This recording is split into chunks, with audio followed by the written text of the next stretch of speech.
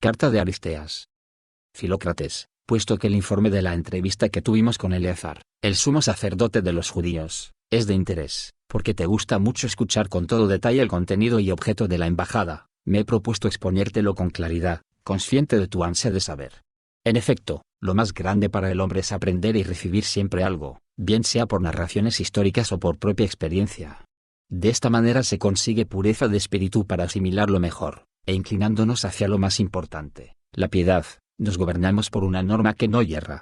Dado mi interés por las cuestiones religiosas, me ofrecí para la embajada ante dicho personaje, muy honrado de sus conciudadanos y demás gente por sus excelentes cualidades y su posición y que ha rendido un gran servicio a propios y extraños, cuyo objeto es la traducción de la ley divina, pues solo cuentan con pergaminos escritos en lengua hebrea. Al punto puse manos a la obra aprovechando la ocasión para interceder ante el rey en favor de los que habían sido deportados de Judea a Egipto por su padre, cuando se apoderó de la ciudad y conquistó Egipto. Vale la pena que te informe sobre este punto. Estoy convencido de que tu gran respeto hacia la piedad y la actitud de los hombres que viven según la ley venerable, te llevará a escuchar con gusto lo que voy a contarte, ahora que acabas de llegar aquí desde la isla, deseoso de oír todo lo que reporta provecho al espíritu. Ya antes te envié un escrito sobre los asuntos que en mi opinión valía la pena reseñar, escrito que recibí de los sumos sacerdotes más instruidos del doctísimo Egipto acerca de la raza de los judíos.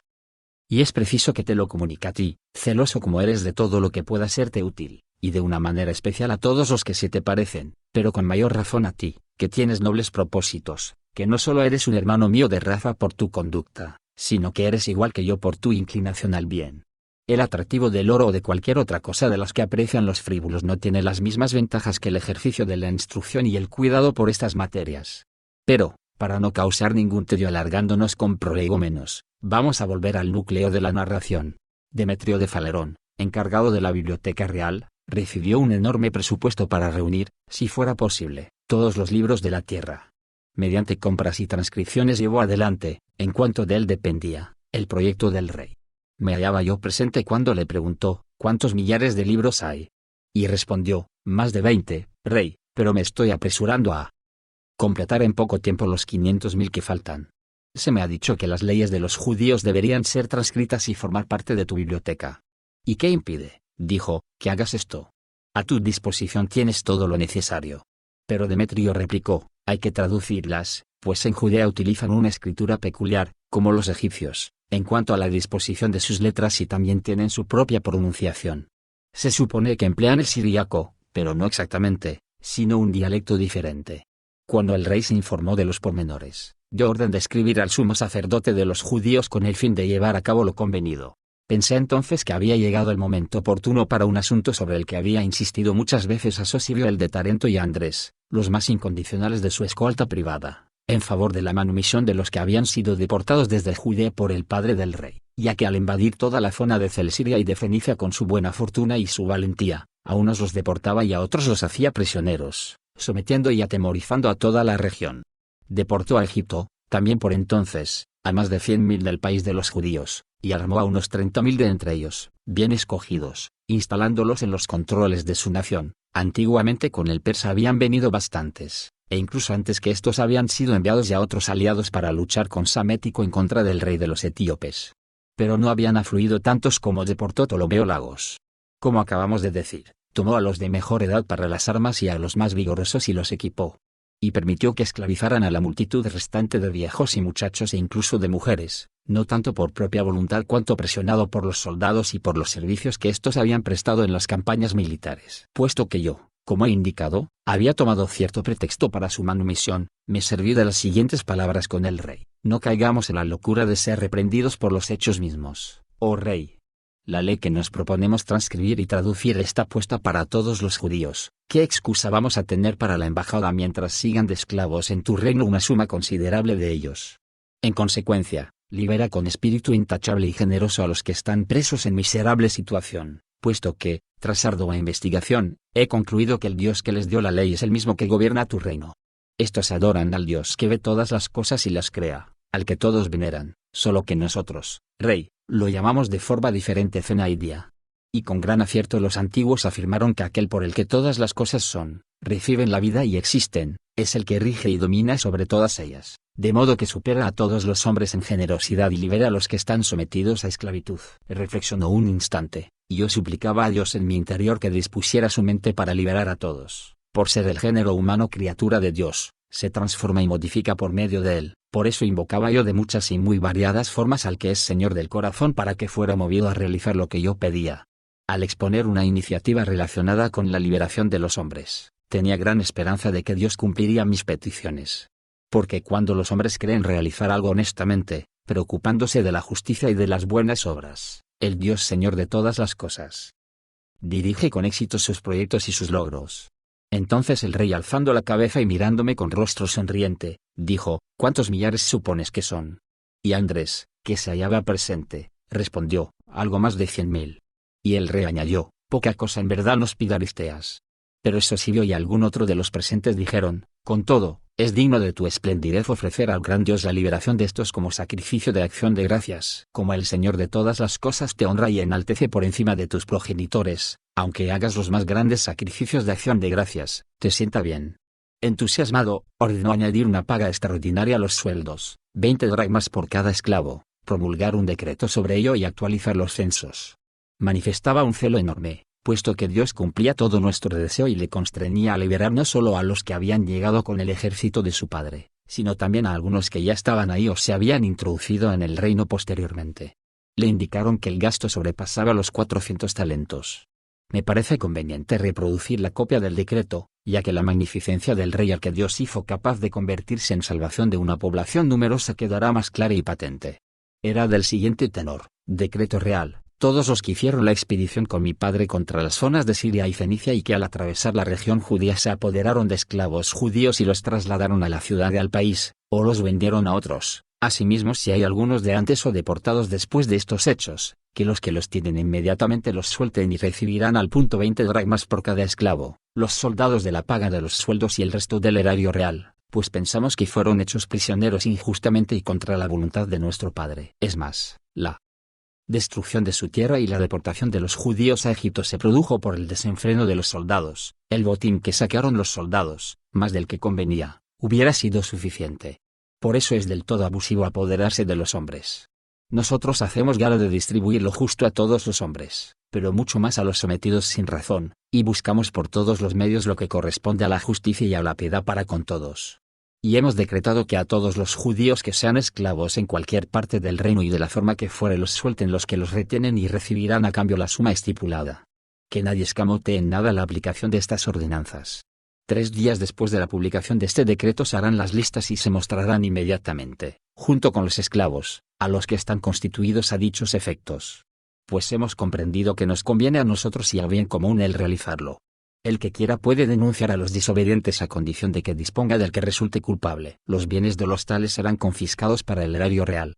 Una vez emitido el decreto para que el rey lo leyera, contenía todo lo otro, salvo la cláusula si hay algunos de antes o deportados después de estos hechos.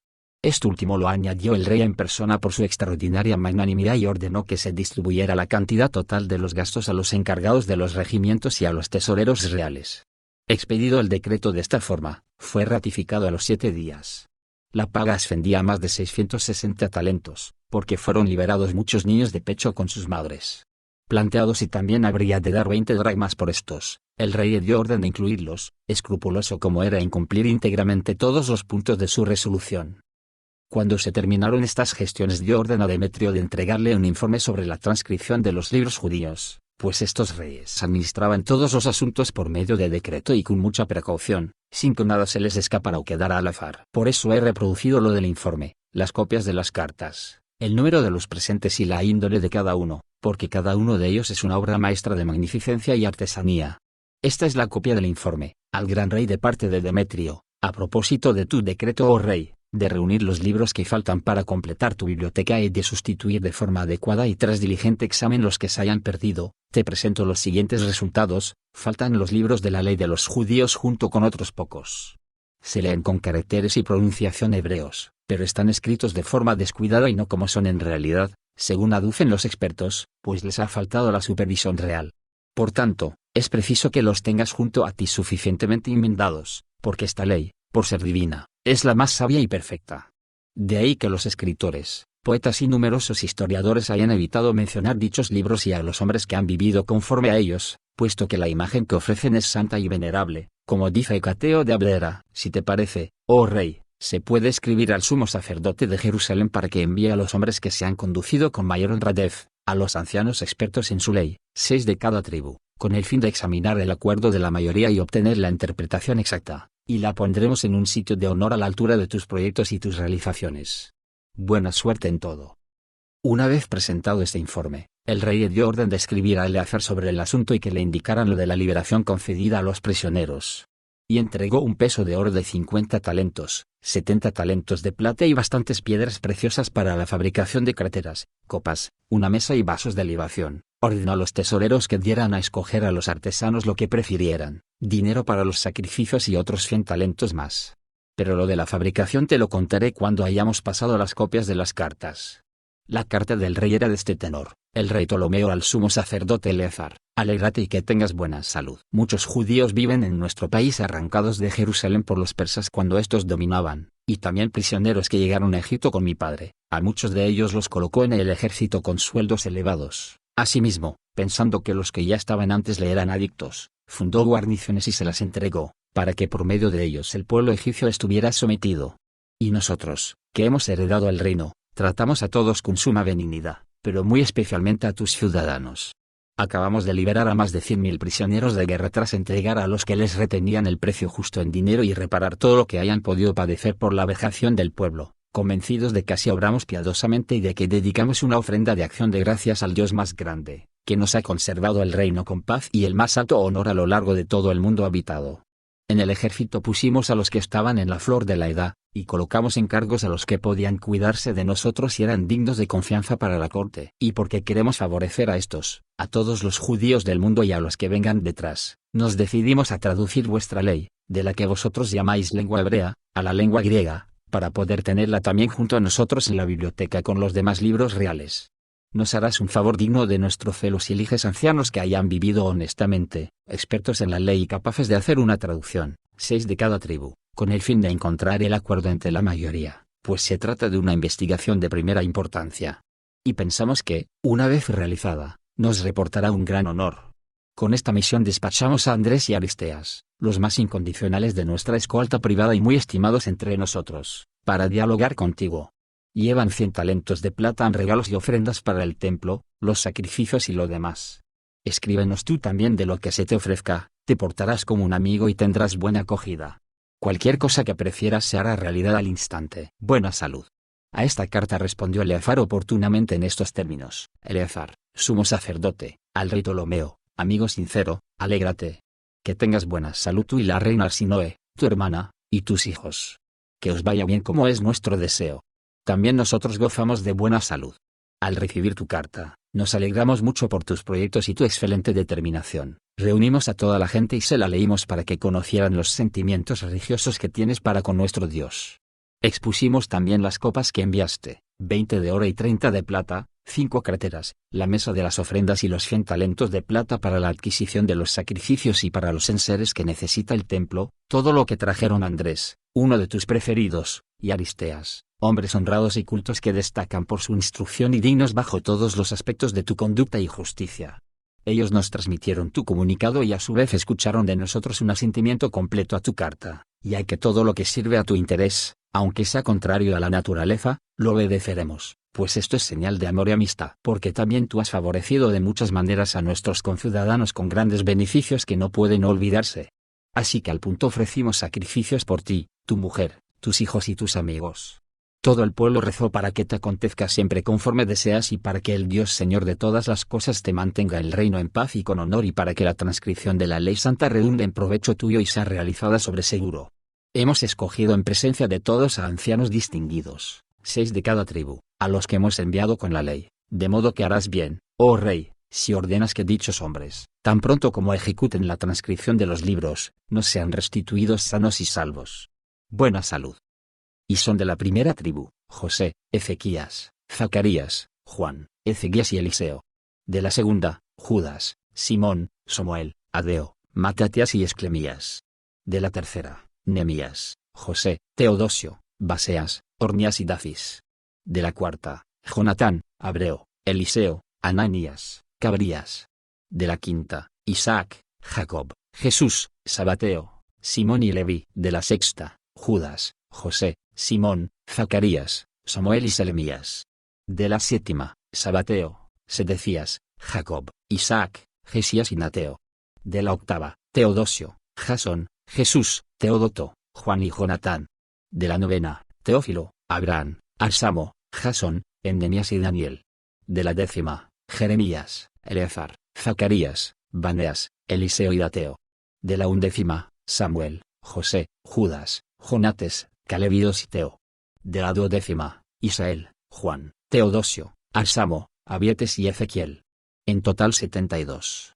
Tal fue la respuesta escrita de parte de Eleazar a la carta del rey. Como antes anunciamos, voy a iniciar la descripción de los objetos, ya que fueron ejecutados con una habilidad fuera de lo común. El rey concedió un fuerte apoyo económico y supervisaba a cada uno de los artesanos, de ahí que no pudieran pasar por alto ningún detalle ni realizarlos sin precisión. En primer lugar, te describiré lo de la mesa. La intención del rey era hacer el mueble de proporciones un tanto desmesuradas. Ordenó que recogieran información de la gente del lugar acerca de las dimensiones de la que ya existía y que se encontraba en el templo de Jerusalén. Cuando le indicaron las medidas, volvió a preguntar si podría fabricarla más grande aún. Algunos de los sacerdotes y de la gente le contestaron que nada se lo impedía. Él insistió en que quería hacerla 5 veces más grande, pero que estaba indeciso, no fuera a resultar inutilizable para los servicios litúrgicos, pues no quería que sus dones estuviesen expuestos en su lugar, sino que tenía mayor interés en que los de turno realzaran debidamente las correspondientes liturgias sobre los enseres que él suministraba. Así, pues, fabricó los mencionados muebles de dimensiones pequeñas, no por ahorrar oro, sino porque, al parecer, se habían adoptado estas medidas con toda intención, según dijo. Pues a poco que hubiera estado prescrito no habría ahorrado nada, pero que no había que sobrepasar ni exagerar lo que estaba bien hecho. Dio orden de que emplearan ante todo la variedad en la artesanía considerando a ciencia y conciencia todos los detalles, pues tenía cualidades para captar la importancia de los asuntos. Y ordenó embellecer todos los objetos que no estaban prescritos, pero que se fabricaran según los escritos, que los siguieran en cuanto a las medidas. Hicieron la mesa de 2 codos de largo por 1 de ancho y 1,5 codos de alto, y la hicieron maciza, de oro puro por todas partes, es decir, que no recibió una especie de barniz de oro sino la plancha misma.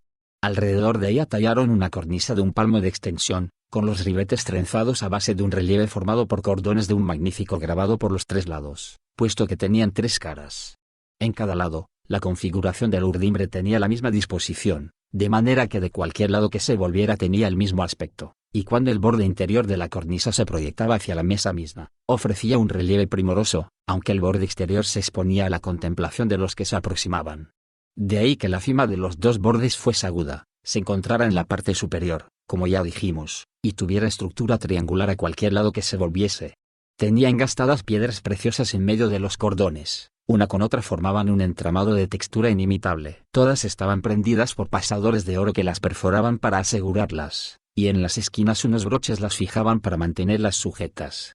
En los lados de la cornisa, que circundaban la parte visible superior, habían instalado un nido de huevos en piedras preciosas, con un dibujo en el que sobresalía una serie de bajorrelieves en forma de estrías, muy apinadas unas a otras alrededor de toda la mesa. Debajo del relieve de piedras preciosas en forma de nido de huevos, grabaron los artesanos una cesta con toda clase de frutas, en la que destacaban racimos de uvas y espigas esbeltas, así como dátiles, manzanas, aceitunas, granadas y otras parecidas. Al trabajar las piedras hasta formar el relieve de las frutas antes mencionadas según el color de cada clase, las fijaron al círculo de oro que recorría horizontalmente toda la estructura de la mesa. Cercano a la altura de la cornisa habían colocado otra vez el motivo del nido de huevos, el resto de las estrías y el bajo relieve, puesto que había sido fabricada para ser utilizada por ambos lados, según se eligiera, de tal forma que la estructura de las olas y la de la cornisa reaparecía en la parte de las patas. Y habían construido una plancha sólida de 4 dedos de espesor para toda la superficie de la mesa, de manera que se pudiera introducir en ella las patas provistas de pasadores con broches para fijarlas a la cornisa. De esta forma se podía utilizar por el lado que se quisiera, ya que se podía contemplar la misma figura dispuesta tanto de un lado como de otro. Y sobre la mesa misma habían esculpido un meandro en relieve con piedras preciosas de mucho valor y de todo tipo, carbunclos, esmeraldas, ónices y todas las variedades que resaltan por su preciosidad. Más allá del grabado del meandro se encontraba un maravilloso trenzado, que ofrecía en el centro el aspecto de un rombo en el que se habían engastado un cristal de roca y el llamado ámbar, brindando a los que lo contemplaban un espectáculo irrepetible. Y en cuanto a las patas, había entallado a sus capiteles con un grabado de lirios, algunos de los cuales se doblaban por debajo de la mesa, mientras que las partes visibles tenían las hojas rectas. El punto de apoyo de la pata sobre el suelo era de carbunclo, alrededor de un palmo de alto con la forma de trípode para el espectador, pero de 8 dedos de anchura y sobre el que descansaba todo el empuje de la pata. Saliendo de la piedra habían esculpido una hiedra entrelazada con acanto envuelto en un pámpano, con los racimos de piedras alrededor de la pata hasta el capitel. La disposición de las 4 patas era la misma, y todo estaba trabajado con donaire y bien ajustado. Hasta tal punto sobresalía la destreza y habilidad, sin apartarse de la realidad, que, si se levantara un soplo de viento, hubiera mecido las hojas, pues todo estaba configurado conforme a la estructura de la realidad. Habían fabricado la embocadura de la mesa en forma de tríptico con 3 piezas ensambladas unas a otras a lo largo de todo el espesor del armazón con ensambladuras claviteadas, sin que se pudiera distinguir ni descubrir la señal de las juntas. El espesor de la mesa no era inferior a medio codo, de modo que el conjunto de la fabricación era cosa de muchos talentos. Puesto que el rey había preferido no añadir nada a sus dimensiones, cuanto hubiera que haber gastado si éstas hubieran sido mayores lo dio por añadidura. Todo lo realizó a su gusto de forma admirable y digna de elogio con una habilidad incomparable y una belleza excelente. Entre las cráteras, 2 estaban hechas de oro, cinceladas con motivos de escamas desde la base hasta el medio y con piedras preciosas engastadas con gran habilidad entre las escamas. A continuación había un meandro de un codo de altura, y el relieve destacaba por sus piedras preciosas variadísimas, haciendo patente junto con su brillantez lo rebuscado de su técnica. Sobre este había un complejo de estrías con un combinado de rombos que ofrecía el aspecto de un trenzado en forma de red hasta la cúspide. En el centro, escuditos de piedras no inferiores a 4 dedos, unos junto a otros y alternando las clases, completaban el efectismo de la belleza. Sobre la corona de la embocadura había grabado alrededor un relieve de lirios con flores y pámpanos con racimos. Las cráteras de oro estaban de tal forma preparadas que contenían más de 2 metretas. Las de plata tenían la superficie lisa, hay que añadir que tenían una lisura tan maravillosa que todo lo que se aproximaba se reflejaba más claro que en los espejos. Era imposible explicar lo que ocurría y la impresión que hacían en la realidad. Pues cuando se terminaron de colocar los vasos uno junto a otro, es decir, primero la crátera de plata, luego la de oro y de nuevo una de plata y otra de oro, era absolutamente imposible describir la maravilla del espectáculo, y cuantos se acercaban a contemplarlos no eran capaces de separarse por el resplandor y el gusto de la contemplación, ya que el efecto del espectáculo era muy variado. Cuando uno contemplaba el trabajo del oro, sentía una especie de arrebato admirable al concentrarse la mente sobre cada detalle artístico. Y, del mismo modo, cuando uno quería contemplar el estilo de la plata, todos los objetos alrededor de uno, y donde quiera que te colocaras, destellaban incrementando el gusto de los espectadores.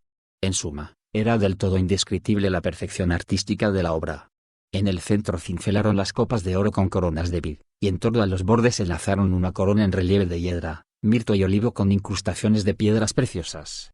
El resto de los grabados los concluyeron con formas diversas, esforzándose por rematar escrupulosamente todos los detalles para realzar el prestigio del rey. Porque, en una palabra, semejantes recursos de tan alto precio y con tanta técnica no los había en los cofres reales ni en ningún otro sitio. Pues no había cuidado poco el rey, que buscaba el esplendor de las obras de arte. Muchas veces se le pasaba el momento de su audiencia pública por observar con toda atención a los artistas, para que remataran las obras como merecía el lugar para el que las había destinado. De modo que todo fue ejecutado con maestría, como correspondía al rey que lo enviaba y al sumo sacerdote que estaba al frente del santuario. Tan espléndido fue el número de piedras y de las de mayor tamaño, no inferior a 5000. Y todo realizado con un arte fantástico, de forma que el costo de las piedras y el efectismo de la artesanía era de un valor 5 veces superior al del oro. Te he mostrado estos objetos porque pensaba que tenía que describírtelos. A continuación viene el viaje que hicimos hasta la sede de Eleazar.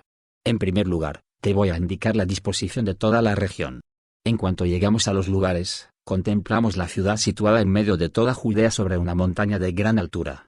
Sobre la cima está colocado el templo con esplendor, lo rodean 3 muros de más de 70 codos de altura. El ancho y largo correspondían a la estructura de la casa con tal magnificencia y dispendio que sobrepasaba en todo a cualquier tipo de construcciones. El derroche de dinero era manifiesto en la entrada, en el ensamblaje de los montantes en torno a ella y en la solidez de los dinteles. La estructura del velo se asemejaba por completo a una puerta, sobre todo cuando el tejido era movido por el paso continuo del viento. Había una corriente a partir del suelo por la parte interior hasta el despliegue superior. La cosa producía cierto placer y costaba apartar la mirada. La estructura del altar había sido construida en proporción al lugar y los sacrificios que consumía el fuego. Subiendo hacia él, había una rampa adecuada a la decencia de los sacerdotes que ministraban cubiertos hasta los tobillos con túnicas de lino. La casa mira hacia el oriente, su parte de atrás, hacia el poniente. Toda está pavimentada con piedra y tiene rampas hacia los lugares adecuados a causa de la traída de aguas, que se produce por enjuagar la sangre de las víctimas, ya que en los días de fiesta se ofrecen muchas decenas de millares. Hay una reserva inagotable de agua por una fuente natural de gran veneno que emana en el interior. Es más, hay unas cisternas subterráneas maravillosas e indescriptibles, según me indicaron, en un radio de 5 estadios alrededor de los cimientos del templo, cada una de ellas con innumerables conductos que comunican las corrientes de cada parte. Todas estas habían sido selladas con plomo en la base y a lo largo de los muros, y sobre ellas se había echado gran cantidad de cal para dar consistencia al conjunto. Había abundantes desembocaduras en la base del templo que nadie podía percibir fuera de los encargados del servicio litúrgico, de tal forma que, en un instante y a una señal dada, se purificaba todo el flujo de la sangre de los sacrificios que se había acumulado. Yo mismo me informé de la estructura de las cisternas, y te voy a mostrar el modo como me convencieron. Me llevaron a más de 4 estadios de la ciudad y en cierto lugar me invitaron a agacharme y escuchar el murmullo que se producía por el encuentro de las aguas, de modo que me di cuenta de la magnitud de los recipientes, como he indicado. La liturgia de los sacerdotes es completamente insuperable por el despliegue de fuerza y por la combinación de buen orden y silencio. Todos, por propia iniciativa, se ocupan pacientemente hasta agotarse, cuidando cada cual de la función encomendada. Están de servicio permanente, unos con la madera, otros con el aceite, otros con la flor de harina, otros con los perfumes, otros con los holocaustos de la carne, haciendo uso de una fuerza todavía mayor. Agarran con las 2 manos las patas de los novillos, lo que representa casi más de 2 talentos de peso cada uno, los lanzan con ambas manos de forma admirable a una altura suficiente y no fallan al colocarlos. Asimismo las patas de las ovejas y cabras tienen un peso y una grasa considerables, puesto que los encargados eligen siempre las de mejor raza y las más rodizas, y ejecutan lo que ya dijimos. Para descansar tienen asignado un lugar donde se sientan los que se toman una pausa. Cuando esto ocurre, surgen inmediatamente algunos de los restantes sin que nadie les ordene lo del servicio. Reina un silencio absoluto hasta el punto de pensar que no había nadie en el lugar, siendo así que los ministros presentes eran cerca de 700 y muy numerosa la muchedumbre de los que ofrecen los sacrificios. Pero todo se realiza con la reverencia que corresponde a la gran divinidad. Se apoderó de nosotros una gran consternación cuando contemplamos a Eleazar en el servicio litúrgico, su vestidura y el resplandor que despide al ponerse la túnica que viste y por las piedras preciosas que la circundan. Pues tiene campanillas de oro que cuelgan de su túnica hasta los pies, emitiendo un tintineo peculiar, y granadas de variopintos bordados de preciosos colores junto a cada una de ellas. Iba ceñido con un magnífico y extraordinario tejido con los más bellos colores. Sobre el pecho llevaba el llamado oráculo, en el que estaban engastadas 12 piedras preciosas de diferentes tipos incrustadas en oro, los nombres de las 12 tribus, según el orden original, desprendiendo cada una de ellas el indescriptible color que la caracteriza. Sobre su cabeza llevaba el llamado turbante, y sobre este la mitra inigualable, la diadema santificada con el nombre de Dios en relieve y con los caracteres santos sobre una lámina de oro, en medio de sus cejas, todo resplandor. Pues se le ha creído digno de este atuendo en las funciones litúrgicas. La aparición de este portento impone respeto y desconcierta tanto que pensarías que has pasado a otro mundo distinto de este. Y estoy seguro de que todo el que se acerque al espectáculo que hemos descrito experimentará una maravillosa e inexplicable consternación conmovida en lo más profundo de su ser por la rigurosa disposición de cada detalle. Con el fin de inspeccionar todo, subimos a la ciudadela de la ciudad, que se encuentra al lado, y tendimos la mirada. Está emplazada en un lugar muy alto, protegida con numerosas torres, construidas con piedras enormes hasta la cresta, para vigilar, según nos informamos, las zonas alrededor del templo, con la intención de que si se produce un ataque, una rebelión o una invasión enemiga nadie pueda alcanzar las murallas que rodean la casa. También hay sobre las torres de la ciudadela proyectiles y artefactos diversos, ya que el emplazamiento está situado en la cúspide de las murallas antes mencionadas. Asimismo las torres están vigiladas por los más adictos, que han dado a la patria las mayores pruebas de valor. Estos no tenían licencia para salir de la ciudadela a no ser los días de fiesta, y eso por turno, ni permitían entrar a nadie. Y en el caso de que los jefes dieran alguna orden de recibir a alguien para visitarla, se comportaban con mucho rigor, como ocurrió con nosotros, pues, a pesar de ser dos y de ir desarmados, nos recibieron para contemplar los sacrificios. Y decían que se habían comprometido bajo juramento a actuar así, y ya.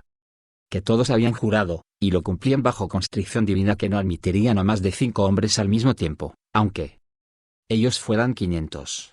En realidad, toda la defensa del templo residía en la ciudadela y, por su medio, el constructor había controlado dichos parajes con un puesto de guardia en avanzadilla. La extensión de la ciudad es proporcionada. En cuanto se puede barruntar, tiene un perímetro de unos 40 estadios. La posición de las torres y de las travesías que se divisaban, unas más abajo, otras más arriba, tenía el aspecto de un teatro de la forma acostumbrada, así como las calles de salida, pues el terreno está inclinado por encontrarse edificada la ciudad sobre una montaña. Hay también escalinatas hacia las calles. Algunos transitan por arriba, otros por debajo, y se mantienen lo más lejos que pueden de los transeúntes a causa de los que están purificándose para no tocar nada de lo prohibido. Los primeros habitantes edificaron la ciudad con las proporciones adecuadas, no al azar, sino planeándola ingeniosamente. En efecto, la región es grande y hermosa, tiene algunas partes de llanura por la zona que llaman Samaria y las que empalman con la región de los Idumeos y otras montañosas de las del centro. Hay que dedicarse sin interrupción a la agricultura y al cultivo de la tierra para que estos habitantes obtengan buena cosecha. Si se procede así, se dan toda clase de cultivos con exuberancia a lo largo de la región antes mencionada. En las grandes ciudades, con la consiguiente prosperidad, ha aumentado la población y han abandonado el campo. Todos tienden a divertirse y son propensos y muy dispuestos para el placer. Esto ocurría con Alejandría, que superaba a todas las ciudades en extensión y prosperidad. Pues los campesinos que inmigraban a ella, al permanecer bastante tiempo, hacían disminuir la agricultura. De ahí que el rey, para que no se quedaran, ordenó que no prolongaran su estancia más de 20 días. Y dio también instrucciones por escrito a los que tenían cargos para que, en el caso de que hubiera que citar a juicio, lo dirimiesen en 5 días. Tanta importancia dio a esto, que puso magistrados para sus subordinados en cada distrito con el fin de que los labradores y sus representantes no hicieran disminuir los graneros de la ciudad, es decir, los beneficios de la agricultura, para su provecho personal. Nos hemos desviado con estos detalles porque Eleazar nos había indicado amablemente los pormenores que acabamos de mencionar. Los trabajos de los campesinos son muchos, puesto que su región está cuajada de olivares, cereales, legumbres y también viñas y mucha miel. En cuanto a los otros árboles frutales y palmeras, ni se pueden contar los que tienen. Hay mucho ganado de toda clase, y su pasto es abundante. Por eso se percataron muy pronto de que la región necesitaba numerosa población y colocaron la ciudad y las aldeas en una distribución razonable. Los árabes aportan al lugar gran cantidad de aromas, piedras preciosas y oro, porque este país cultivable tiene también dotes para el comercio. La ciudad tiene muchos oficios y no carece de ninguna de las mercancías que vienen por mar. Tiene puertos estratégicos que suministran lo necesario, los de Ascalón, Jope y Gaza, así como el de Tolemaida, fundada por el rey. La región se encuentra en el centro con relación a los lugares antes mencionados, no dista mucho de ellos. Tiene de todo y en abundancia, pues por todas partes hay regadío y está bien defendida. La riega el río llamado Jordán, que nunca deja de correr. Al principio contaba con más de 66 millones de aruras, pero más tarde los pueblos vecinos la ocuparon, y 600.000 hombres pasaron a poseer 100 aruras cada uno. Cuando el río va crecido, como el Nilo en los días de la cosecha, inunda gran parte de la tierra. Su corriente desemboca en otro río en la región de los habitantes de Tolemaida, que a su vez desemboca en el mar. Descienden otros llamados torrentes abrazando las zonas de Gaza y en la región de Azoto. La región está rodeada de defensas naturales, es difícil de invadir e inaccesible para grandes contingentes por ser estrechos los accesos, situados junto a precipicios y profundos barrancos, amén de ser abrupto el complejo montañoso que circunda toda la zona.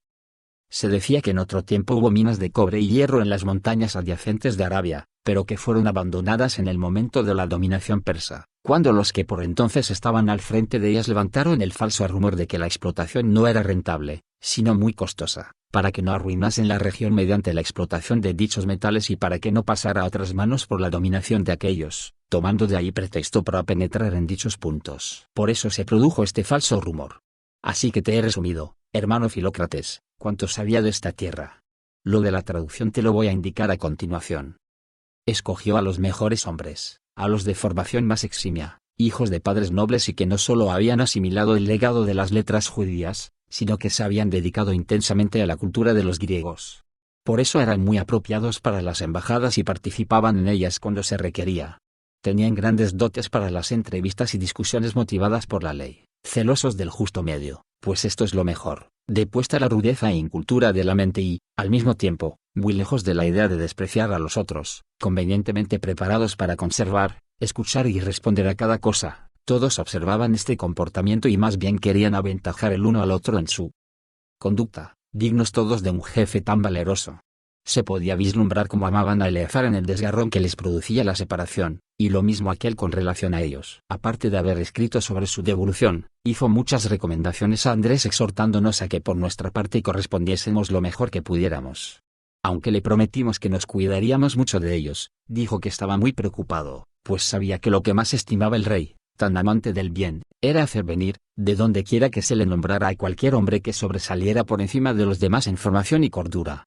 Y supe que solía decir con mucho acierto que, si estuviera rodeado de hombres justos y cuerdos, conseguiría la mejor defensa para su reino, ya que sus favoritos le aconsejarían con franqueza y según sus intereses, cualidades que poseían los enviados de Eleazar. Y aseguró con juramentos que no dejaría marchar a tales hombres si le impulsara a despacharlos cualquier otro interés personal fuera del común beneficio de todos los ciudadanos, pues vivir honestamente consistía en guardar los preceptos, y que esto se cumplía mucho mejor por la audición que por la lectura. Así que con estos propósitos y otros parecidos era patente la disposición que tenía para con ellos.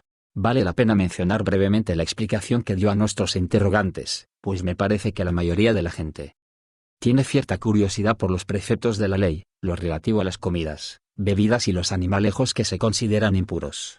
Al preguntarle por qué, siendo una la creación, unos se consideran impuros para la comida y otros incluso para el contacto puesto que la ley es estricta en su mayor parte, pero en esto por partida doble, inició su respuesta de la siguiente forma: ¿ves? Dijo, el influjo que ejercen los estilos de vida y los contactos, puesto que los hombres, juntándose con los malos, reciben hábitos malos si son miserables de por vida. Por el contrario, si conviven con sabios y cuerdos, desde la ignorancia en que estaban, reforman su estilo de vida.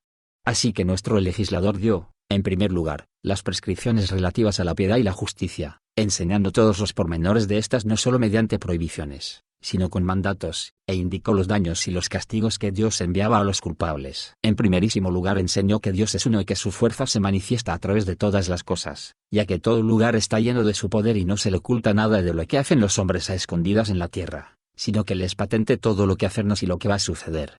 Una vez sentada esta premisa con exactitud y puesta en claro, mostró que, aunque se nos ocurriera realizar algo malo, no se le ocultaría, y mucho menos si llegamos a realizarlo, poniendo el énfasis en el poder de Dios a lo largo de toda la ley.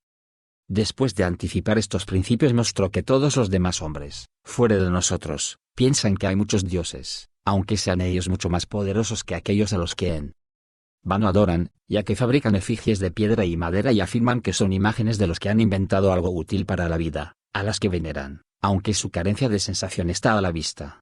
Así que es completamente absurdo que uno haya de ser Dios por los inventos, porque tomaron alguna de las cosas creadas, las ensamblaron y lograron que parecieran servibles, pero no las produjeron ellos mismos. De ahí que sea vano y fútil deificar a tales hombres. En efecto, incluso ahora hay muchos que han inventado más y son mucho más instruidos que los de antaño, y a nadie se le ocurriría adorarlos. Piensan además que los que han plasmado y fabricado esos mitos son los más sabios de los griegos. ¿Y qué vamos a decir de los otros bobalicones, los egipcios y sus semejantes, que han puesto su confianza en bichos, en su mayor parte reptiles y animalejos y los veneran y les sacrifican vivos y muertos? A la vista de todas estas aberraciones, el legislador, sabio como era y dispuesto por Dios para el conocimiento de todas ellas, nos rodeó de un tupido seto y de murallas de hierro para que no nos mezclemos lo más mínimo con ninguno de los otros pueblos, manteniéndonos santos de cuerpo y alma, libres de opiniones vacías, adorando al único Dios poderoso antes que al conjunto de la creación.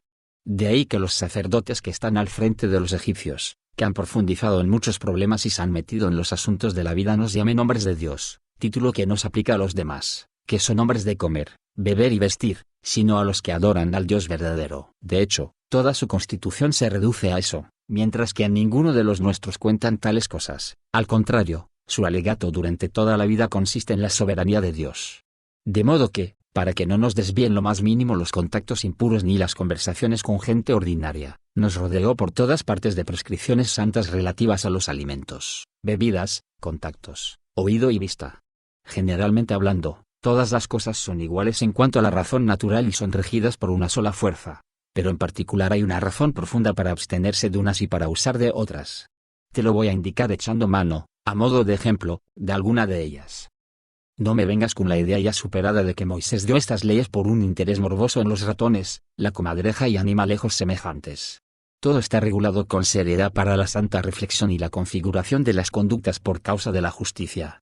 Porque las aves que usamos son todas domésticas y se distinguen por su pureza y se alimentan de granos y legumbres, como las palomas, tórtolas, langostas, perdices y lo mismo los gansos y todos los de su especie. En cuanto a las aves prohibidas, te encontrarás con animales salvajes y carnívoros que someten por la fuerza a los demás y se alimentan consumiendo brutalmente a los domésticos que acabamos de mencionar, y no para ahí la cosa, sino que echan la zarpa sobre los corderos y los cabritos y atacan violentamente incluso a los hombres vivos y muertos. Por medio de esas prescripciones, el declararlas impuras significó que aquellos para los que está puesta la ley deben usar la justicia en su dominio interno y no oprimir ni quitar nada a nadie fiados de su propia fuerza, sino dirigir desde la justicia los asuntos de la vida al igual que los animales domésticos de entre los susodichos volátiles se alimentan de legumbres y no oprimiendo destruyendo a los de su especie. Así que, por medio de ellos, el uno exnuador dio a entender a los inteligentes que había que ser justo y no realizar nada por la fuerza ni oprimir a los otros basándose en el propio poder. Porque donde no convenía ni siquiera tocar los objetos a los que hemos aludido, por la condición particular de cada uno de ellos, como no habrá que cuidar por todos los medios para que las costumbres no lleguen a tal extremo de desintegración. Todo lo que se nos permite sobre estos objetos y sobre el ganado está determinado metafóricamente. Por ejemplo, tener la pata ungulada y la pezuña hendida significa discernir cada una de nuestras acciones orientándolas hacia el bien, puesto que la fuerza de todo el cuerpo, con los resortes de la acción, se apoya sobre los hombros y las piernas, de forma que nos obliga a realizarlo todo con discernimiento en orden a la justicia a través de estos signos, es más, porque diferimos de los otros hombres. La mayoría de los hombres se manchan al relacionarse entre sí y cometen una gran injusticia, regiones y ciudades enteras se enorgullecen de ello. No solo se unen varones entre sí, sino que manchan a las que les engendraron e incluso a sus hijas. Pero nosotros nos mantenemos apartados de esas aberraciones. Al que tiene esta clase de discernimiento que acabamos de mencionar se le designa como poseedor de memoria, puesto que todo el que tiene patas unguladas y rumía, para los inteligentes, expresa claramente la cualidad de la memoria. En efecto, rumiar no es otra cosa que evocar la vida y su sustento, pues la vida se mantiene, según piensan algunos, por el alimento. Por eso insiste también a través de la Escritura el que así dice, te acordarás mucho del Señor que hizo en ti cosas grandes y maravillosas. Bien pensado, se muestran grandes y gloriosas. Y, ante todo, la ensambladura del cuerpo, la distribución del alimento y la diferencia de cada miembro. Y mucho más la perfecta armonía de los sentidos, la energía y movimiento invisible de la mente, la agudeza de sus intervenciones en cada detalle y la invención de las técnicas implican unas posibilidades ilimitadas. Por eso recomiendo hacer memoria de cómo se conservan los susodichos bienes con la disposición y el poder divinos, pues fijó toda clase de tiempo y lugar para acordarse continuamente del Dios conservador y dueño. Por lo que toca a los alimentos y bebidas, manda ofrecer en primer lugar las primicias y solo después servirse de ellos. Incluso en los vestidos nos proporcionó una señal para acordarnos de él, y también nos ordenó colocar los oráculos junto a las entradas y puertas para que sirvieran de recordatorio de Dios. Asimismo nos manda expresamente atar la señal a los brazos indicando que conviene llevar a cabo cualquier acción con justicia, teniendo en cuenta nuestra constitución y sobre todo el temor de Dios. También ordena que, al acostarnos y levantarnos, meditemos en las disposiciones divinas no solo de palabra, sino observando con la inteligencia su mutación e impresión cuando nos dormimos. Y el despertar, qué divinos e incomprensibles estos cambios de estado. Te he indicado las excelencias y buenas razones en torno al discernimiento y la memoria conforme expusimos lo de la pezuña hendida y el rumiar. No está regulado en forma genérica ni por capricho, sino atendiendo a la verdad y a la expresión de la recta razón. Al reglamentar todo lo relativo a los alimentos, las bebidas y la normativa de los contactos, ordena no hacer ni oír nada al azar ni aprovechar el dominio de la palabra para volverse injustos. Y en lo de los animalejos se descubre la misma norma, pues también el comportamiento de la comadreja, de los ratones y de todos los de su calaña que han sido registrados es maléfico. En efecto, los ratones manchan y dañan todo no solo para alimentarse, sino hasta el punto de que hacen completamente inservible para el hombre cualquier cosa que comienzan a estropear. Y la especie de la comadreja es singular, pues aparte de lo dicho antes, tiene una propiedad que impurifica, concibe por las orejas y pare por la boca. De ahí que un comportamiento similar en los hombres sea impuro, pues todo lo que reciben por el oído lo dan a luz con la palabra y envuelven a otros en males, cometen una impureza fuera de lo común, manchándose por completo con la mancha de la impiedad. Bien hace vuestro rey en acabar con ellos, como hemos sabido. Y yo intervine, creo que te refieres a los delatores, puesto que no para de someterlos a torturas y a dolores mortales. Y él, sí, a estos me refiero porque es una impiedad estar al acecho para destruir a los hombres, y nuestra ley nos ordena no hacer daño a nadie ni de palabra ni de obra. Así, pues, por lo que respecta a los preceptos te he hecho ver, en cuanto se puede brevemente exponer, que todo está regulado con vistas a la justicia y que no hay nada fijado al azar por la escritura o en forma de mitos, sino encaminado a que en toda nuestra vida y acciones practiquemos la justicia con todos los hombres acordándonos del Dios soberano. Todo el razonamiento de los alimentos, de los reptiles impuros y de los animalejos va encaminado a la justicia y a un comportamiento equitativo con los hombres. A mi juicio, hizo una excelente defensa de cada punto, y decía, a propósito de los terneros, carneros y cabritos que se ofrecían, que convenía coger los mansos de las manadas y rebaños para sacrificarlos, y ninguno salvaje, para que los que ofrecen los sacrificios no sean cómplices de la más mínima arrogancia conforme a la indicación del que lo prescribió. El que ofrece el sacrificio lo hará con toda la disposición de su alma. Así que, en mi opinión, merecía ser contada su conversación sobre estas materias. Por eso, Filócrates, he terminado por explicarte la santidad y el sentido natural de la ley, por el deseo que tienes de aprender. Eleazar, después de ofrecer un sacrificio, elegir a los hombres y preparar muchos regalos para el rey, nos despachó con numerosa escolta. Cuando llegamos a Alejandría, anunciaron al rey nuestra llegada. Una vez introducidos en la corte, Andrés y yo saludamos muy efusivamente al rey y le entregamos las cartas de parte de Eleazar. Le interesó muchísimo la entrevista con los hombres enviados y ordenó desalojar al resto de los funcionarios y llamar a ellos. A todos les pareció extraño, pues era costumbre que los que llegaban para una audiencia entraran a los 5 días a entrevistarse con el rey, mientras que los enviados de los reyes o ciudades destacadas difícilmente comparecían en la corte en el espacio de 30 días, pero a los que acababan de llegar los creyó dignos de un honor mayor, valorando la excelencia del que los enviaba. Despachó a los que, a su juicio, sobraban y esperó paseando hasta poder saludarlos cuando se presentaron. Se acercaron con los regalos que traían y con excelentes pergaminos en los que estaba escrita la ley con letras de oro en caracteres judíos. La membrana estaba maravillosamente trabajada y preparada con las junturas imperceptibles entre una y otra pieza. En cuanto el rey vio a los hombres, les preguntó por los libros. Cuando los sacaron de sus rollos y desplegaron los pergaminos, se detuvo largo tiempo y prosternándose unas 7 veces dijo, «Muchas gracias a vosotros, varones, pero más al que os envía y, por encima de todo, a Dios». ¿De quién son estos oráculos? Todos, unánimes, respondieron a una sola voz, los recién llegados y los asistentes, bien por el rey. Desbordando de alegría, se le saltaron las lágrimas, pues la tensión interior y el desmesurado honor obligan a llorar en los éxitos. Mandó que pusieran en orden los rollos, y en este preciso momento saludó a aquellos hombres con estas palabras: justo era, piadosos varones, el rendir primero homenaje a aquellos por cuya causa os hice venir y tenderos después la mano. Este fue el principal motivo de que procediera así. Tengo por un gran día este en el que os habéis presentado, y todos los años será señalado durante todo el tiempo de nuestra vida, pues casualmente ha coincidido con nuestra victoria naval contra Antígono. Por eso tendré mucho gusto en celebrar hoy un banquete con vosotros. Todo, dijo, está dispuesto conforme a vuestros usos para vosotros y para mí, que os vaya a acompañar. Cuando ellos le expresaron su satisfacción, ordenó que les dieran las mejores habitaciones cerca de la ciudadela y que prepararan lo necesario para el banquete. El senescal supremo, Nicanor, hizo llamar a Doroteo, que estaba a cargo de ellos, y le ordenó que tuviera todo listo para cada uno, pues así lo había fijado el rey, cosa que todavía permanece y se puede observar ahora, según las ciudades que hay con costumbres peculiares en lo relativo a bebidas, comidas y divanes. Otros tantos eran los que estaban al frente de los empleados y, según las costumbres, así se hacían los preparativos, cuando se presentaban ante los reyes para que, no molestándoles lo más mínimo, pasaran contentos la estancia. Lo mismo ocurrió con estos. Doroteo, el encargado de ellos, era el hombre más solícito. Desplegó todo el ajuar de que disponía, reservado para esta clase de recepciones, dividió los divanes en 2 filas, como había ordenado el rey. Dispuso que la mitad de ellos se instalara a su derecha y el resto detrás de su diván, sin omitir ningún detalle para honrarlos.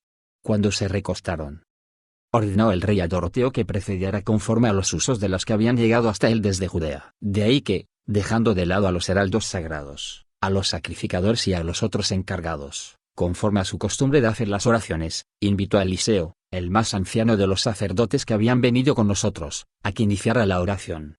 Se puso en pie y dijo estas memorables palabras: que el Dios Todopoderoso te colme, oh rey, de todos los bienes que ha creado, y te garantice a ti, a tu mujer, e hijos y a cuantos tienen tus mismos sentimientos todos los bienes sin fallar por todo el tiempo de tu vida.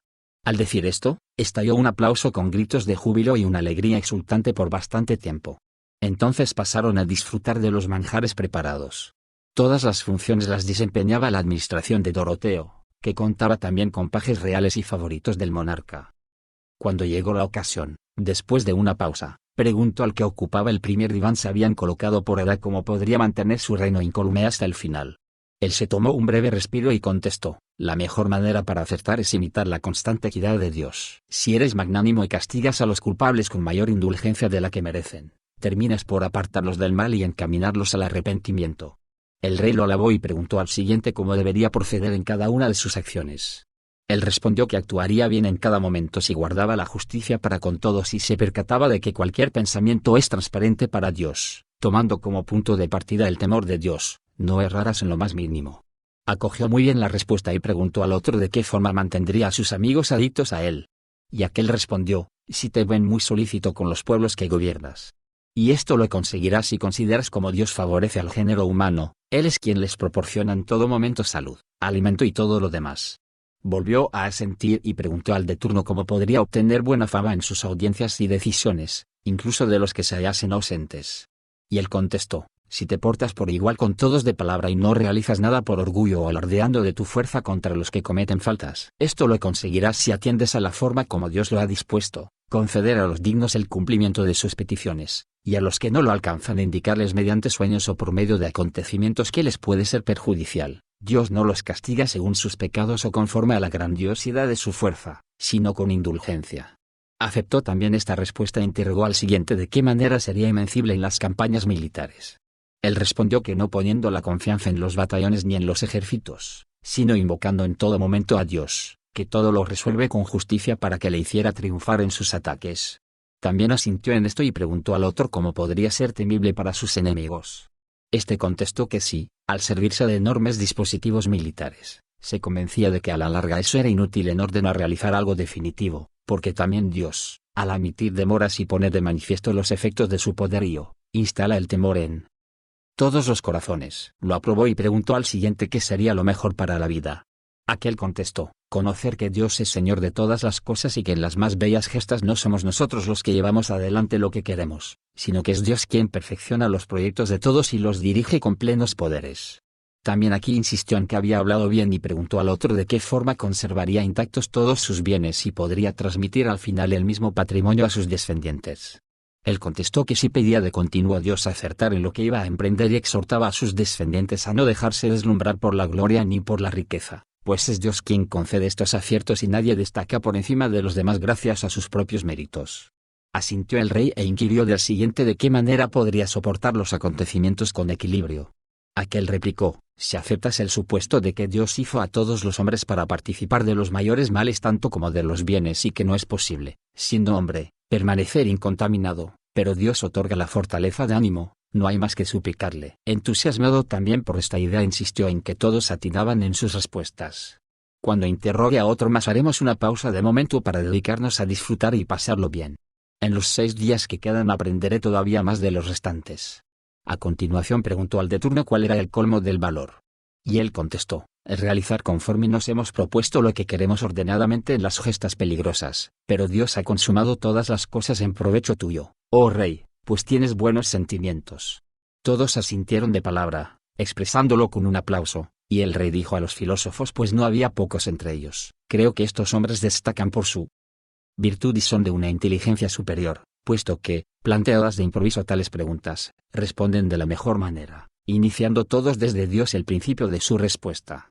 Y Menedemo, el filósofo de Eritrea, dijo: de acuerdo, rey, puesto que todo se rige por una providencia y se supone con razón que el hombre es criatura de Dios, se deduce que todo poder y belleza en la palabra procede de Dios. El rey hizo un gesto de aprobación, interrumpieron el diálogo y pasaron a disfrutar.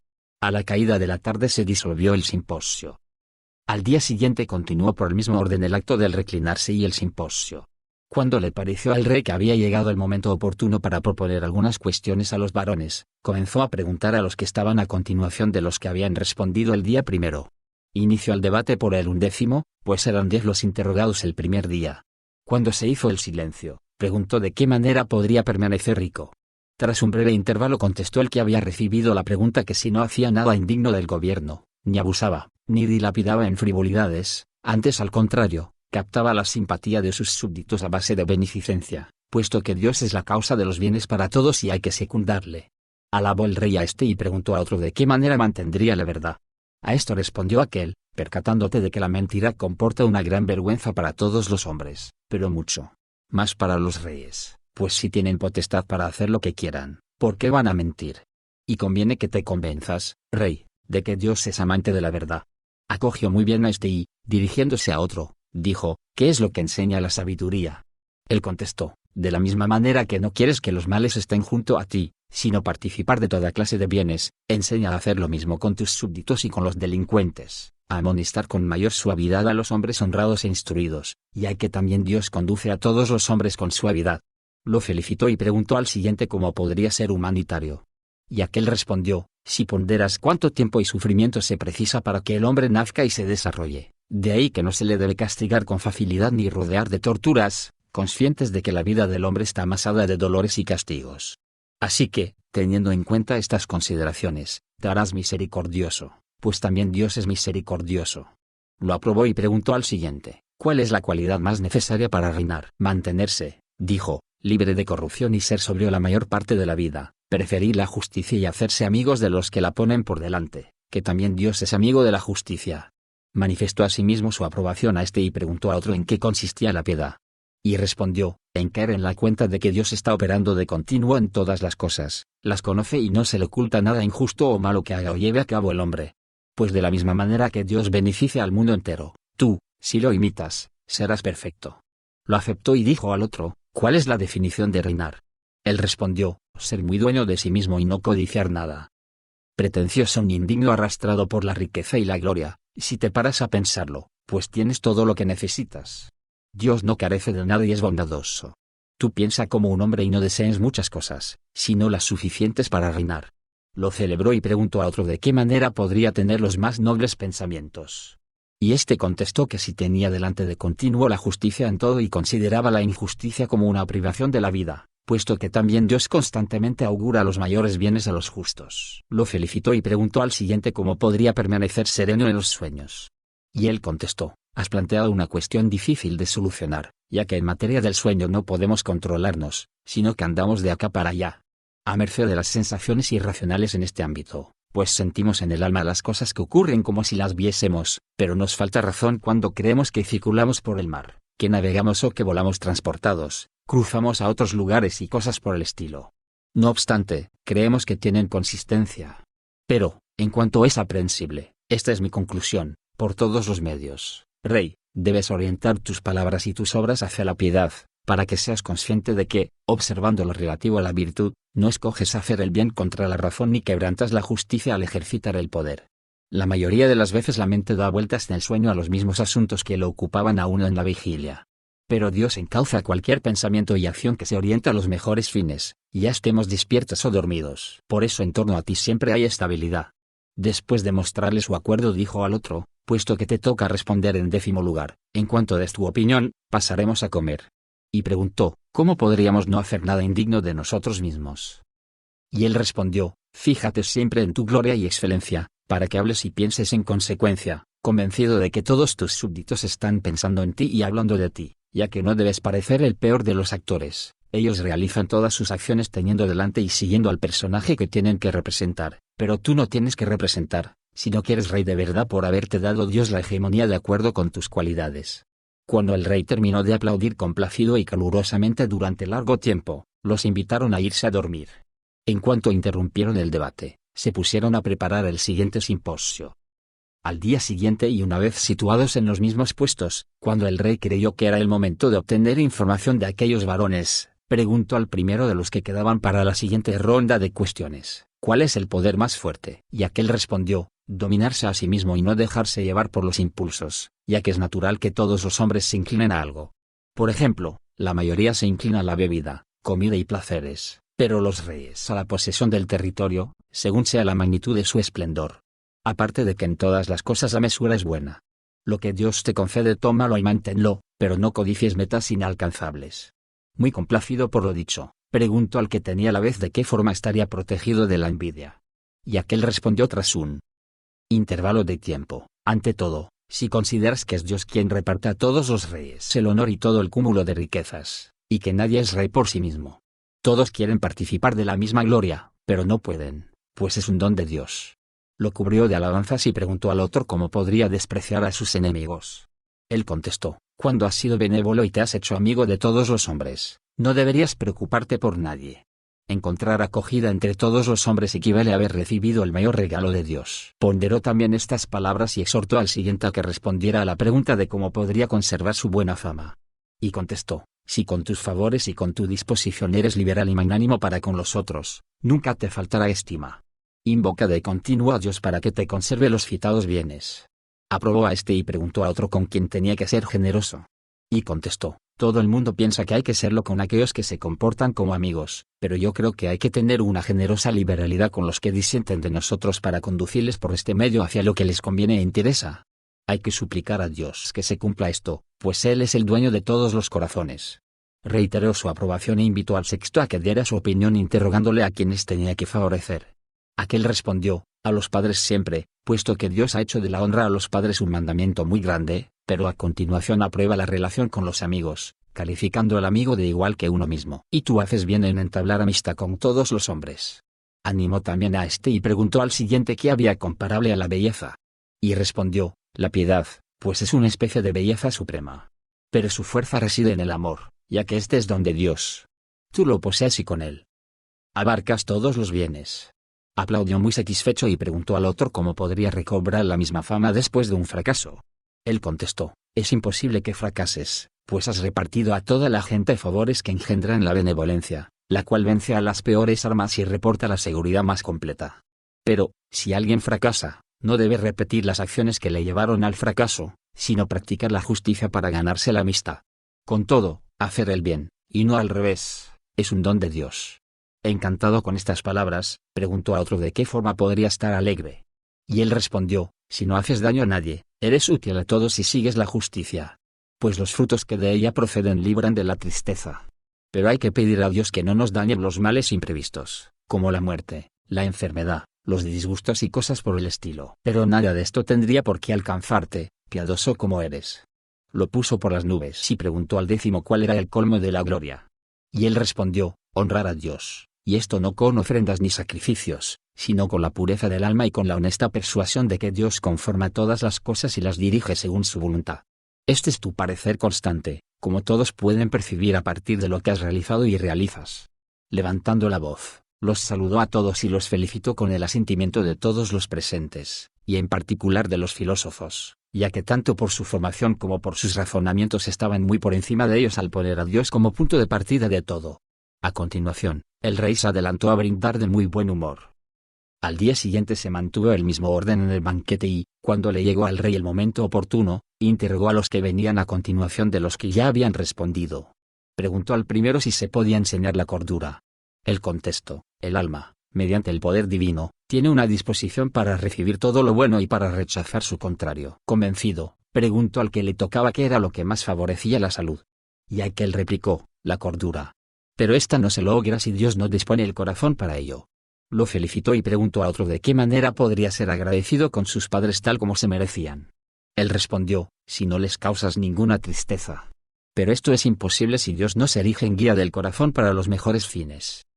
Le hizo una señal de aprobación y preguntó al siguiente cómo conseguiría que le gustara escuchar. Aquel respondió: si te persuades que interesa saberlo todo para que, escogiendo alguna de las cosas que has oído en una eventualidad y aplicándola a las dificultades del momento, puedas hacerles frente siempre que Dios te lleve la mano, es decir, que la realización de nuestras acciones depende de Él. Lo halagó e interrogó al otro de qué manera no haría nada contra la ley. A esto respondió: si te persuades que Dios concedió las ideas a los legisladores para salvar las vidas de los hombres, obrarás de acuerdo con ellas. Lo acogió calurosamente y preguntó al otro para qué servían los parientes. Él declaró: si pensamos que venimos a menos con los que están fracasados y sufrimos con ellos, se pone de manifiesto la fuerza que tiene el parentesco. Si actuamos así, aumentará la estima que tienen de nosotros, pues el apoyo prestado de buen grado es por sí mismo indisoluble en cualquier circunstancia. Mas en el caso de prosperidad no debemos desear nada de aquellos, sino que hemos de suplicar a Dios que les conceda toda clase de bienes. Lo acogió de maravilla, lo mismo que a los demás, y preguntó a otro cómo se perdía el miedo. Este replicó: si tienes conciencia de no haber hecho nada malo, toda vez que Dios nos encaminó a desear en todo el bien. Lo felicitó y preguntó a otro cómo podría tener a mano la palabra exacta. Y respondió que si se fijaba constantemente en las desgracias de los hombres y caía en la cuenta de que es Dios quien retira la prosperidad, mientras que se presta a conceder honores y gloria a otros. También aceptó de muy buen grado a este e invitó al siguiente a responder de qué manera podría evitar la frivolidad y los placeres. Y él, si tenía ante los ojos, dijo, que mandaba sobre un reino fabuloso y era el jefe de un gran pueblo. Que no tenía que atender a ninguna otra cosa sino ocuparse del cuidado de estos asuntos y de pedir a Dios que no faltara a ninguno de sus deberes. Después de felicitar también a este, preguntó al 10º cómo podría desenmascarar a los que procedían con algún tipo de engaño para con él. A este respecto declaró que si su modo de proceder era noble, si se mantenía buen orden en las recepciones, consejos y en el restante comportamiento de los que le rodeaban y si no se alargaban más de lo conveniente en cumplidos y en toda su conducta. Y Dios dirigirá tu corazón, oh rey, hacia los mejores objetivos. El rey aplaudió a todos y los felicitó nominalmente. Los presentes hicieron lo mismo y pasaron a divertirse con cantos. Al día siguiente, aprovechando el momento oportuno, preguntó al de turno cuál era el mayor fallo. Este replicó: no cuidarse de los niños ni dedicarse por todos los medios a educarlos, pues constantemente suplicamos a Dios no tanto por nosotros mismos cuanto por nuestra prole, para que tenga toda clase de bienes. Pero desear que los niños sean cuerdos se consigue con el poder de Dios. Declaró que había hablado bien y preguntó a otro de qué forma podría amar a su país. Si consideras, dijo, que es bello vivir y morir en la propia tierra. Vivir en el extranjero acarrea a los pobres desprecio y a los ricos deshonor en la idea de que han sido expulsados por maldad. Así que, si favoreces a todos, tal como lo haces de continuo, amas a tu país, ya que Dios te concede el favor para con todos. Tras oír a este, interrogó al siguiente cómo podría vivir en armonía con su mujer. Si tienes en cuenta, dijo, que la condición femenina es impetuosa y enérgica para todo lo que se propone, fácilmente mudable mediante sofismas y débil por naturaleza. Hay que tener sentido común y no provocar la pendencia, pues la vida anda bien dirigida cuando el timonel sabe que blanco hay que enfilar en la travesía. Pero con el recurso a Dios también la vida se gobierna bajo todos sus aspectos. Asimismo ponderó a este y preguntó al siguiente cómo podría permanecer libre de error. Él respondió: si todo lo realizas con seriedad y reflexión y no das crédito a las calumnias, sino que tú mismo compruebas las cosas que se dicen y con tu decisión resuelves las peticiones. Si actúas de esta forma, juiciosamente, dijo, podrás verte libre de errores, oh rey. Pero proponérselo y vivir conforme a estos principios es obra del poder divino. Encantado por estas palabras, preguntó a otro de qué manera podría evitar la cólera. A esto respondió que si se convencía de que tenía poder sobre todas las cosas y se enfurecía, abría las puertas de la muerte. Y que si quitaba la vida a muchos por el hecho de ser él el Señor, sería absurdo y lamentable, ya que si todos eran sumisos y nadie se le oponía, ¿por qué había de irritarse? Convenía saber que Dios gobernaba todo el cosmos con benevolencia y libre de cualquier movimiento de cólera. Es necesario, dijo, que tú le imites, oh rey. Insistió en que éste había respondido cabalmente y preguntó al siguiente: ¿qué es el sano juicio? Hacerlo todo bien, replicó, con reflexión, comparando la resolución con los inconvenientes que se siguen de la opinión diferente, con el fin de que, sopesando cada cosa, estemos bien aconsejados y se lleve a cabo nuestra propuesta. Pero lo mejor es que, con el poder de Dios, cualquier deseo tuyo será cumplido, puesto que practicas la piedad. Dijo que también éste había acertado al responder y preguntó a otro: ¿en qué consiste la filosofía? En reflexionar bien, declaró, sobre cada uno de los acontecimientos y no dejarse llevar por los impulsos, sino ponderar los daños que acarrean las pasiones y hacer lo que conviene en cada momento manteniéndose en la moderación. Pero, para prestar atención a esto, hay que dar culto a Dios. Hizo patente su aprobación a este y preguntó a otro cómo podría encontrar acogida en el exilio. Haciéndote igual a todos, dijo, y apareciendo antes inferior que superior a aquellos con los que resides, pues es propio de Dios acoger al que se humilla, de la misma manera que los hombres tratan humanitariamente a los que se someten. Hizo constar su apoyo a estas palabras y preguntó a otro cómo podría permanecer para la posteridad lo que hiciera construir. A esto replicó que si levantaba monumentos majestuosos y de gran escala de forma que los contemplasen lo excusaran por su belleza, y si no pasaba por alto a ninguno de los que habían contribuido a semejantes maravillas, ni obligaba a otros a contribuir con lo necesario sin pagarlos. Si consideraba como Dios mimaba a los hombres proporcionándoles salud, sensaciones agradables y lo demás, también él actuaría en consecuencia devolviendo de alguna manera una contrapartida a sus sufrimientos, ya que lo que se hace desde la justicia es lo que permanece. Insistió en que también éste se había expresado correctamente y preguntó al 10º cuál era el fruto de la sabiduría. Él replicó, no tener conciencia de haber hecho ningún mal y vivir la vida con verdad, pues de ahí viene una alegría muy grande y la estabilidad del alma, gran rey. Pero ten buena esperanza en Dios, puesto que ejerces el mando con piedad. Al oírlo, todos asintieron con un prolongado aplauso. Acto seguido, el rey se dispuso a iniciar el brindis lleno de alegría. Al día siguiente, la disposición de los pormenores del banquete fue la misma que antes y, llegado el momento, el rey interrogó a los que quedaban. Al primero le preguntó de qué manera podría resistir al orgullo. Y respondió que si mantenía la equidad y en todo momento tenía presente que era un hombre y que estaba al frente de hombres. Dios derroca a los poderosos, pero ensalza a los bondadosos y humildes. Lo felicitó y preguntó al siguiente a quienes había que tomar por consejeros. A los expertos, dijo, en los diversos negocios, a los que mantenían una adhesión inquebrantable hacia él y a cuantos compartían su modo de actuar. Dios se manifiesta a los que lo merecen para tales fines. Lo felicitó y preguntó a otro cuál era la cualidad más necesaria para un rey. El humanismo y el amor a sus súbditos, respondió, ya que por medio de ellos se forma un indisoluble vínculo de adhesión. Pero es Dios quien consigue que esto sea así conforme a tus deseos. Se deshizo en elogios y se informó de otro cuál era el objetivo de la oratoria. Este respondió, convencer al contrincante mostrando las desventajas por una serie ordenada de argumentos, pues captarás al oyente si no te pones en contra, sino que utilizas el halago para convencerle, ya que la persuasión se consigue con el influjo de Dios. Le confirmó que había estado en su punto y preguntó a otro cómo podría lograr la concordia entre gente tan diversa como había en su reino, acomodándote, dijo, a lo que conviene a cada uno, teniendo la justicia por guía tal como tú lo haces, porque Dios te otorga buena discreción. Muy satisfecho por esto, preguntó al otro por qué cosas había que entristecerse. Él respondió, por los reveses de los amigos, cuando vemos que son duraderos e ineludibles. Mas para los muertos y los que están al abrigo de los males, la razón no dicta la tristeza. No obstante, todos los hombres se afligen porque piensan en sí mismos y en su propio interés. Pero con el poder de Dios se consigue escapar de cualquier mal. Dijo que era la respuesta precisa y preguntó a otro de qué manera se producía el descrédito. Este contestó, el deshonor y la pérdida de la fama se producen cuando impera el orgullo y una obstinada osadía. Pero Dios es el dueño de toda reputación y la inclina donde quiere. Le confirmó en su respuesta y preguntó al siguiente de quiénes debería fiarse. De los que conviven contigo de buen grado y no por temor o por adulación y todo lo orientan para su provecho. Lo primero es índice de amor, lo segundo de malasaña y oportunismo. Y el que se lanza a medrar es un traidor nato. Pero tú los tienes a todos de tu parte, porque Dios te otorga un buen consejo. Le dijo que había respondido sabiamente y preguntó a otro qué era lo que mantenía el reino. A esto replicó, el cuidado constante de que no se hagan ningún mal a la población por parte de los que están en los cargos, exactamente como tú haces, puesto que Dios te concede la serena reflexión. Animó a este y preguntó a otro qué era lo que mantenía el favor y el honor. Él contestó, la virtud, porque lleva a término buenas obras, pero rechaza el mal, de la misma manera que tú mantienes un magnífico comportamiento con todos y lo tienes como un don de Dios. También acogió a este con extraordinaria complacencia y preguntó al 11º por exceder en 2 a los 70, cómo podría mantener la tranquilidad del espíritu incluso en las guerras.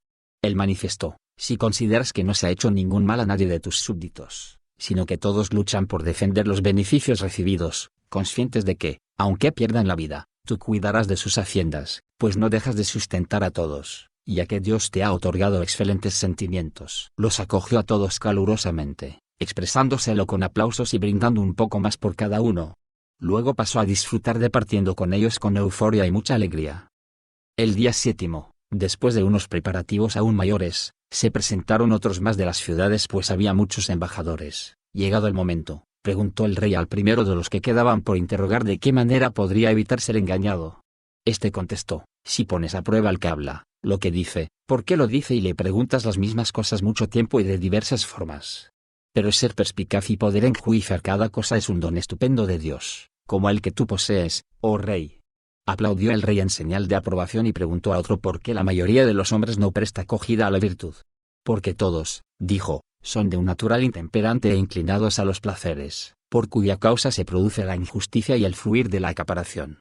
El hábito de la virtud frena a los que tienden a ser dominados por el placer y exhorta a preferir la temperancia y la justicia. Pero Dios es quien dirige todas las cosas. Le dijo el rey que había respondido bien y preguntó al siguiente a quiénes debían obedecer los reyes. Él contestó, a las leyes, para que al practicar la justicia recobren las vidas de los hombres, al igual que tú, al practicarla, te has erigido en memorial imperecedero siguiendo un precepto divino.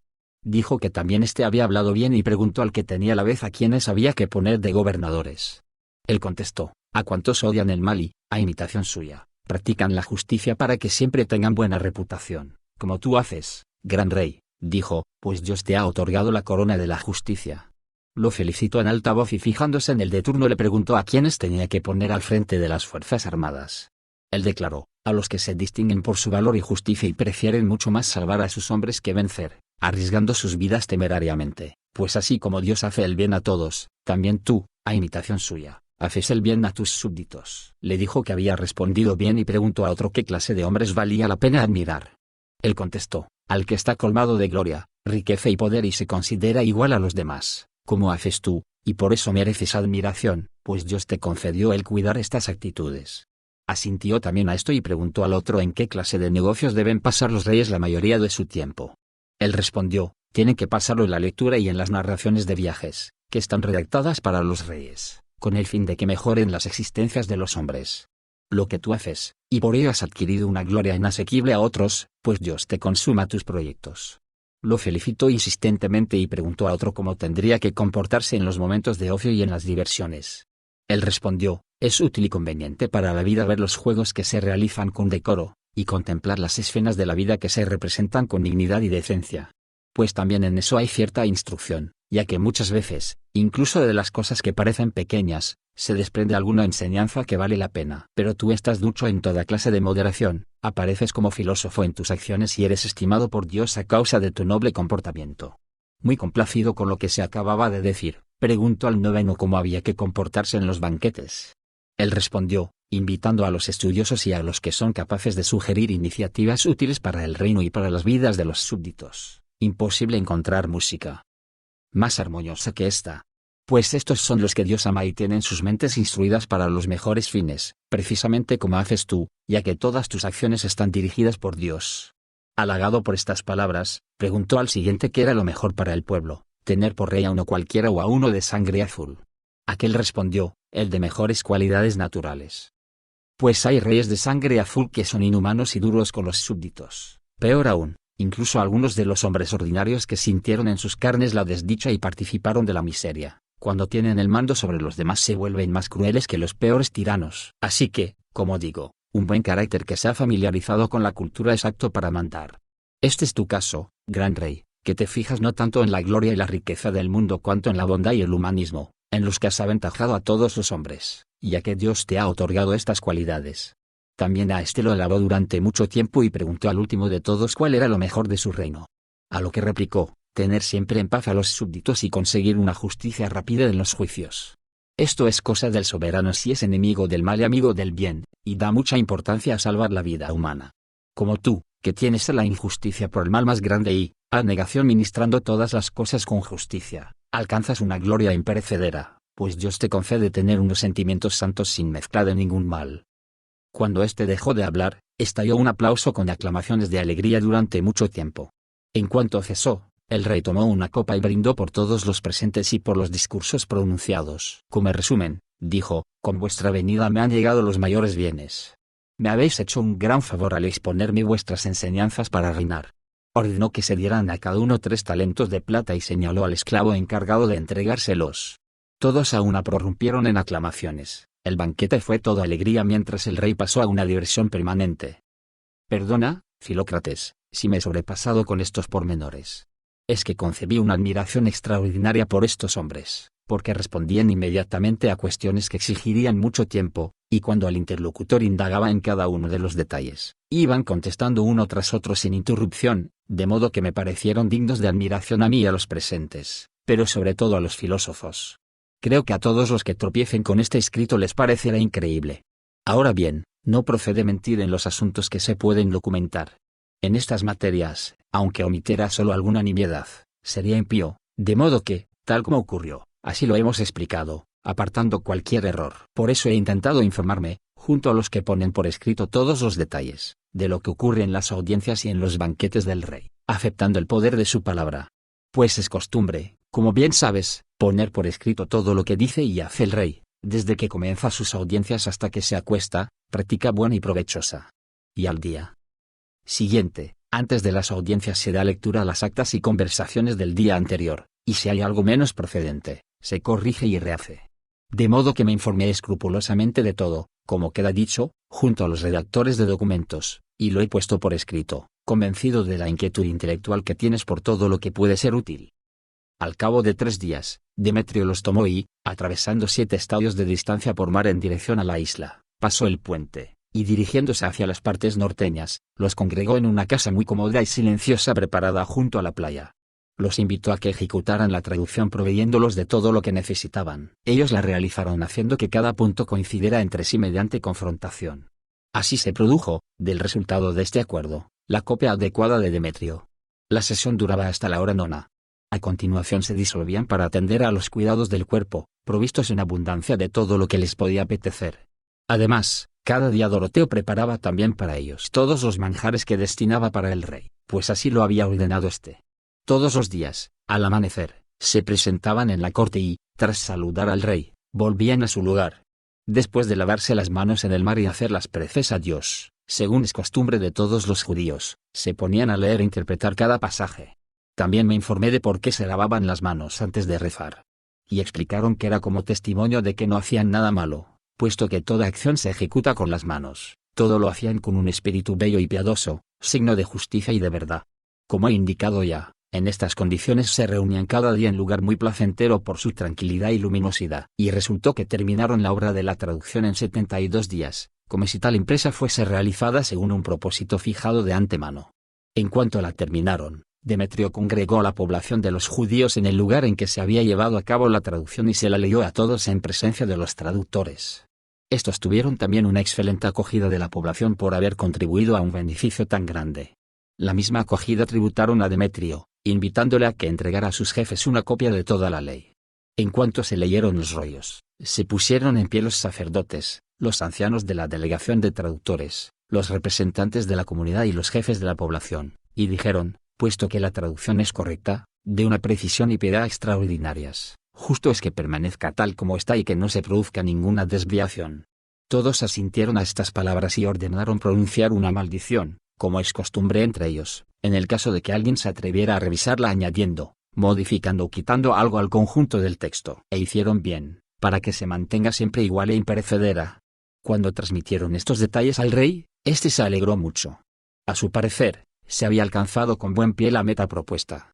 Le leyeron el texto completo, y admiró en extremo la mente del legislador.